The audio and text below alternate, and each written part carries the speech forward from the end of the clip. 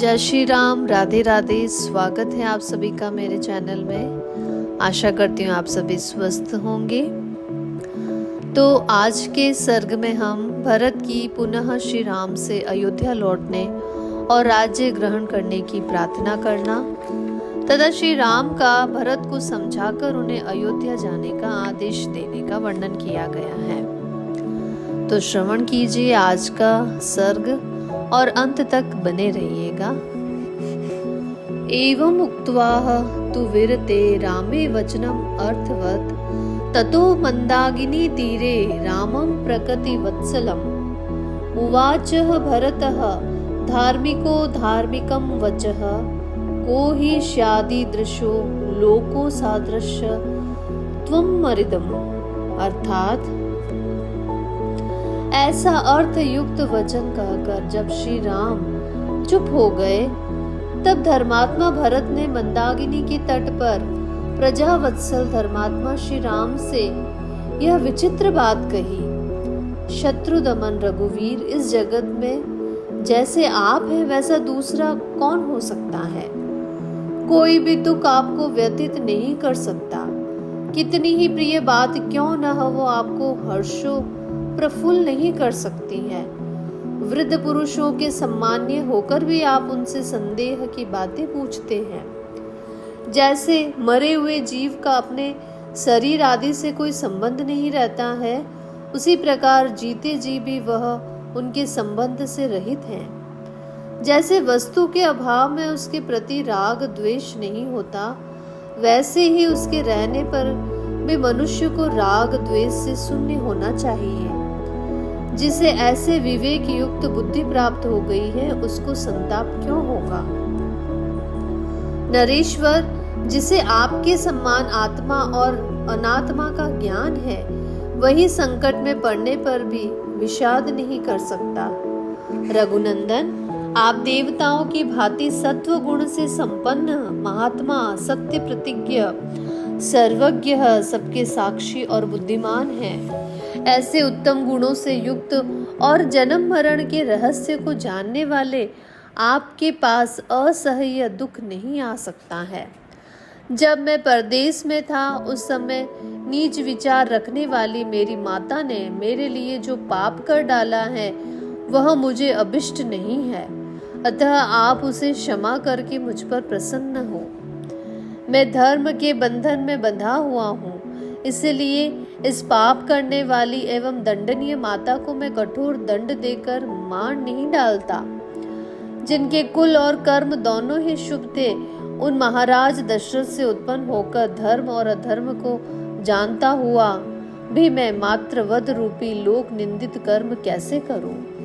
महाराज, मेरे गुरु श्रेष्ठ यज्ञ कर्म करने वाले बड़े बूढ़े राजा, पिता और देवता रहे हैं और इस समय परलोकवासी हो चुके हैं। इसीलिए इस भरी सभा में उनकी निंदा नहीं करता हूँ। धर्मज्ञ रघुनंदन, कौन ऐसा मनुष्य है जो धर्म को जानते हुए भी स्त्री का प्रिय करने की इच्छा से ऐसा धर्म और अर्थ से हीन कुत्सित कर्म कर सकता है। लोक में एक प्राचीन किंवदंती है कि अंत काल में सब प्राणी मोहित हो जाते हैं, उनकी बुद्धि नष्ट हो जाती हैं। राजा दशरथ ने ऐसा कठोर कर्म करके उस किंवदंती को सत्य ही प्रत्यक्ष कर दिया है। पिताजी ने क्रोध, मोह और साहस के कारण ठीक समझकर जो धर्म का उल्लंघन किया है, उसे आप पलट दे, उसका संशोधन कर दे। जो पुत्र पिता की हुई भूल को ठीक कर देता है, वही लोक में उत्तम संतान माना गया है। जो इसके विपरीत वर्ताव करता है, वह पिता की श्रेष्ठ संतति नहीं है। अतः आप पिता की योग्य संतान ही बने रहे, उनके अनुचित कर्म का समर्थन न करें। उन्होंने इस समय जो कुछ किया है, वह धर्म की सीमा से बाहर है। संसार में धीर पुरुष उसकी निंदा करते हैं। कैकेयी में पिताजी, सुदृढ़ गण, बंधु बांधव और पूर्ववासी तथा राष्ट्र की प्रजा, इन सबकी रक्षा के लिए आप मेरी प्रार्थना स्वीकार करें। कहाँ वनवास और कहाँ शास्त्र धर्म, कहाँ जटा धारण और कहाँ प्रजा का पालन। ऐसे परस्पर विरोधी कर्म आपको नहीं करने चाहिए। महाप्राज्ञ क्षत्रिय के लिए पहला धर्म यही है कि उसका राज्य पर अभिषेक हो, जिससे वह प्रजा का भली भांति पालन कर सके। भला कौन ऐसा क्षत्रिय होगा जो प्रत्यक्ष सुख के साधनभूत प्रजा पालन रूप धर्म का परित्याग करके संयम में स्थित, सुख के लक्षण से रहित, भविष्य में फल देने वाले अनिश्चित धर्म का आचरण करेगा।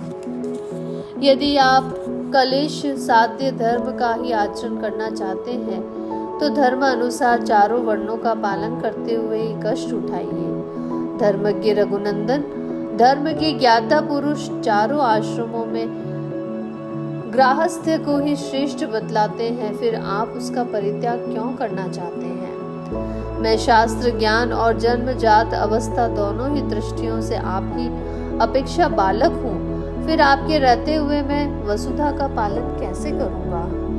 मैं बुद्धि और गुण दोनों से हीन हूँ, मैं बालक हूँ तथा मेरे स्थान आपसे बहुत ही छोटा है, अतः मैं आपके बिना जीवन धारण भी नहीं कर सकता। राज्य का पालन तो दूर की बात है। धर्मज्ञ रघुनंदन, पिता का यह सारा राज्य श्रेष्ठ और निष्कंटक है, अतः आप बंधु बांधवों के साथ स्वधर्म अनुसार इसका पालन कीजिए। मंत्रज्ञ रघुवीर, मंत्रों के ज्ञाता महर्षि वशिष्ठ आदि सभी ऋत्विज तथा मंत्री, सेनापति और प्रजा आदि सारी प्रकृतियां यहाँ उपस्थित हैं। ये सब लोग यही आपका राज्य अभिषेक करें। हम लोगों के द्वारा अभिषिक्त होकर आप मरुद्वंगों से अभिषिक्त हुए इंद्र की भांति वेग पूर्वक सब लोगों को जीत कर प्रजा का पालन करने के लिए अयोध्या को चलें।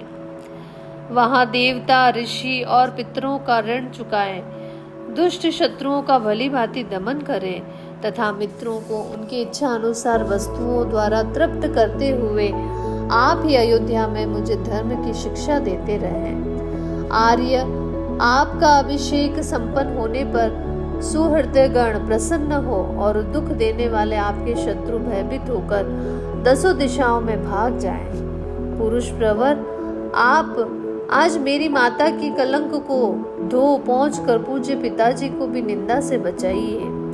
मैं आपके चरणों में माथा टेक कर याचना करता हूँ, आप मुझ पर दया कीजिए। ऐसी महादेव जी जब प्राणियों पर, सब प्राणियों पर अनुग्रह करते हैं, उसी प्रकार आप भी अपने बंधु बांधवों पर कृपा कीजिए। अथवा यदि आप मेरी प्रार्थना को ठुकरा कर यहाँ से वन को ही जाएंगे तो मैं भी आपके साथ जाऊंगा। ग्लानि में पड़े हुए भरत ने मनुभिराम राजा श्री राम को उनके चरणों में माथा टेक कर प्रसन्न करने की चेष्टा की, तथापि उन सत्व गुण संपन्न रघुनाथ जी ने पिता की आज्ञा में दृढ़ता पूर्वक स्थित रहकर अयोध्या जाने का विचार नहीं किया। श्री रामचंद्र जी की वह अद्भुत दृढ़ता देखकर सब लोग एक ही साथ दुखी भी हुए और हर्ष को भी प्राप्त हुए। ये अयोध्या नहीं जा रहे हैं, ये सोचकर वे दुखी हुए और प्रतिज्ञा पालन में उनकी दृढ़ता देखकर उन्हें हर्ष हुआ। उस समय ऋत्विज, पूर्वासी, भिन्न भिन्न समुदाय के नेता और माताएं अचेत सी होकर आंसू बहाती हुई पूर्वोक्त बातें कहने वाले भरत की भूरी भूरी प्रशंसा करने लगी और सबने उनके साथ ही योग्यता अनुसार श्री राम जी के सामने विनीत होकर उनसे अयोध्या लौट चलने की याचना की। जब भरत पुनः इस प्रकार प्रार्थना करने लगे तब कुटुंबी जनों के ने बीच में सत्कार पूर्वक बैठे हुए लक्ष्मण के बड़े भाई श्रीमान रामचंद्र जी ने उन्हें इस प्रकार उत्तर दिया। भाई, तुम नृपश्रेष्ठ महाराज दशरथ के द्वारा कैकेयी राजकन्या माता कैकेयी के गर्भ से उत्पन्न हुए हो, अतः तुमने जो ऐसे उत्तम वचन कहे हैं वे सर्वथा तुम्हारे योग्य हैं। भैया, आज से बहुत पहले की बात है, पिताजी का जब तुम्हारी माताजी के साथ विवाह हुआ था तभी उन्होंने तुम्हारे नाना से कैकेयी के पुत्र को राज्य देने की उत्तम शर्त कर ली थी। इसके बाद देवासुर संग्राम में तुम्हारी माता ने प्रभावशाली महाराज की बड़ी सेवा की। इससे संतुष्ट होकर राजा ने उन्हें वरदान दिया। उसी की पूर्ति के लिए प्रतिज्ञा कराकर तुम्हारी श्रेष्ठ वर्ण वाली यशस्वी माता ने उन नरश्रेष्ठ पिताजी से 2 वर मांगे। पुरुष सिंह, एक वर के द्वारा इन्होंने तुम्हारे लिए राज्य मांगा और दूसरे के द्वारा मेरा वनवास। इनसे इस प्रकार प्रेरित होकर राजा ने वे दोनों वर उन्हें दे दिए। पुरुष प्रवर, इस प्रकार उन पिताजी ने वरदान के रूप में मुझे 14 वर्षों तक वनवास की आज्ञा दी है। यही कारण है कि मैं सीता और लक्ष्मण के साथ इस निर्जन वन में चला आया हूँ। यहाँ मेरा कोई प्रतिद्वंदी नहीं है। मैं यहाँ पिताजी के सत्य की रक्षा में स्थित रहूंगा। राजेंद्र, तुम भी उनकी आज्ञा मानकर शीघ्र ही राज्य पद पर अपना अभिषेक करा लो और पिता को सत्यवादी बनाओ। यही तुम्हारे लिए उचित है। धर्मज्ञ भरत, तुम मेरे लिए पूज्य पिता राजा दशरथ को कैकेयी के ऋण से मुक्त करो, उन्हें नरक में गिरने से बचाओ और माता का भी आनंद बढ़ाओ। तात, सुना जाता है कि बुद्धिमान यशस्वी राजा देश में ही गाय देश में भी यज्ञ करते हुए पितरों के प्रति एक कहावत कही गई है। वह इस प्रकार से है, बेटा पूत नामक नरक से पिता का उद्धार करता है, इसीलिए वह पुत्र कहा जाता है। वही पुत्र है जो पितरों की सब ओर से रक्षा करता है। बहुत से गुणवान और बहुश्रुत पुत्रों की इच्छा करनी चाहिए। संभव है कि प्राप्त हुए उन पुत्रों में से कोई एक भी गया की यात्रा करे। रघुनंदन, नरश्रेष्ठ भरत, इस प्रकार सभी राजर्षियों ने पितरों के उद्धार का निश्चय किया। अतः प्रभु, तुम भी अपने पिता का नरक से उद्धार करो। वीर भरत, तुम शत्रुघ्न तथा समस्त ब्राह्मणों को साथ लेकर अयोध्या को लौट जाओ और प्रजा को सुख दो। वीर, अब मैं भी लक्ष्मण और सीता के साथ शीघ्र ही दंडकारण्य में प्रवेश करूंगा। भरत, तुम स्वयं मनुष्यों के राजा बनो और मैं जंगली पशुओं का सम्राट बनूंगा। अब तुम अत्यंत हर्षपूर्वक श्रेष्ठ नगर अयोध्या को जाओ और मैं भी प्रसन्नता पूर्वक दंडक वन में प्रवेश करूंगा। भरत, सूर्य की प्रभा को तिरोहित कर देने वाला छत्र तुम्हारे मस्तक पर शीतल छाया करे। अब मैं भी धीरे धीरे इस जंगली वृक्षों की घनी छाया का आश्रय लूंगा।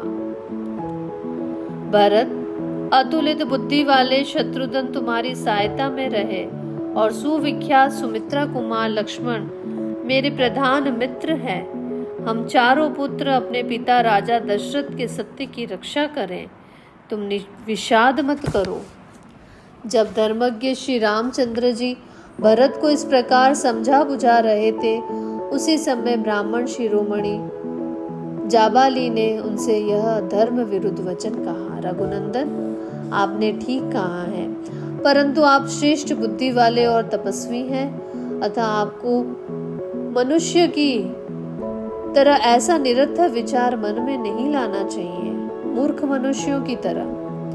किस प्रकार से कि संसार में कौन पुरुष कितना बंधु है और किससे किसको क्या पाना है। जीव अकेला ही जन्म लेता है और अकेला ही नष्ट हो जाता है। अतः श्री राम, जो मनुष्य माता या पिता समझकर किसी के प्रति आसक्त होता है, उसे पागल के सम्मान समझना चाहिए, क्योंकि यहाँ कोई किसी का कुछ भी नहीं है। जैसे कोई मनुष्य दूसरे गांव को जाते समय बाहर किसी धर्मशाला में एक रात के लिए ठहर जाता है और दूसरे दिन उस स्थान को छोड़कर आगे के लिए प्रस्थित हो जाता है, इसी प्रकार पिता, माता, घर और धन ये मनुष्य के आवास मात्र है। कुकुत सकुल भूषण, इसमें सज्जन पुरुष आसक्त नहीं होते हैं। अतः नरश्रेष्ठ, आपको पिता का राज्य छोड़कर इस दुखमय नीचे ऊंचे तथा बहुकंटक काकीर्ण वन के कुत्सित मार्ग पर नहीं चलना चाहिए। आप समृद्धिशालिनी अयोध्या में राजा के पद पर अपना अभिषेक कराइए। वह नगरी प्रोषित भर्तृका नारी की भांति एक वेणी धारण करके आपकी प्रतीक्षा करती हैं। राजकुमार, जैसे देवराज इंद्र स्वर्ग में विहार करते हैं, उसी प्रकार आप बहुमूल्य राजभोगों का उपभोग करते हुए अयोध्या में विहार कीजिए। राजा दशरथ आपके कोई नहीं थे और आप भी उनके कोई नहीं हैं। राजा दूसरे थे और आप भी दूसरे हैं, इसलिए मैं जो कहता हूँ वही कीजिए। पिता जीव के जन्म में निमित्त कारण मात्र होता है। वास्तव में ऋतुमती माता के द्वारा गर्भ में धारण किए हुए वीर्य और रज का परस्पर संयोग होने पर ही पुरुष का यहाँ जन्म होता है। राजा को जहाँ जाना था वहाँ चले गए। यह प्राणियों के लिए स्वाभाविक स्थिति है। आप तो व्यर्थ ही कष्ट उठाते हैं। जो मनुष्य प्राप्त हुए अर्थ का परित्याग करके धर्म परायण हुए हैं, उन्हीं के लिए मैं शोक करता हूँ, दूसरे के लिए नहीं। वे इस जगत में धर्म के नाम पर केवल दुख भोग कर मृत्यु के पश्चात नष्ट हो गए हैं। अष्ट का आदि जितने श्राद्ध है उनके देवता पितर है। श्राद्ध का दान पितरों को मिलता है, यही सोचकर लोग श्राद्ध में प्रवृत्त होते हैं। किंतु विचार करके देखिए तो इसमें अन्न का नाश ही होता है। भला मरा हुआ मनुष्य क्या खाएगा? यदि यहाँ दूसरे का खाया हुआ अन्न दूसरे के शरीर में चला जाता हो तो परदेश में जाने वाले के लिए श्राद्ध ही कर देना चाहिए। उनको रास्ते के लिए भोजन देना उचित नहीं है। देवताओं के लिए यज्ञ और पूजन करो, दान दो, यज्ञ की दीक्षा ग्रहण करो, तपस्या करो और घर द्वार छोड़कर सन्यासी बन जाओ इत्यादि बातें बताने वाले ग्रंथ बुद्धिमान मनुष्यों ने दान की और लोगों की प्रवृत्ति कराने के लिए ही बनाए हैं। अतः महामते, आप अपने मन में यह निश्चय कीजिए कि इस लोक के सिवा कोई दूसरा लोक नहीं है।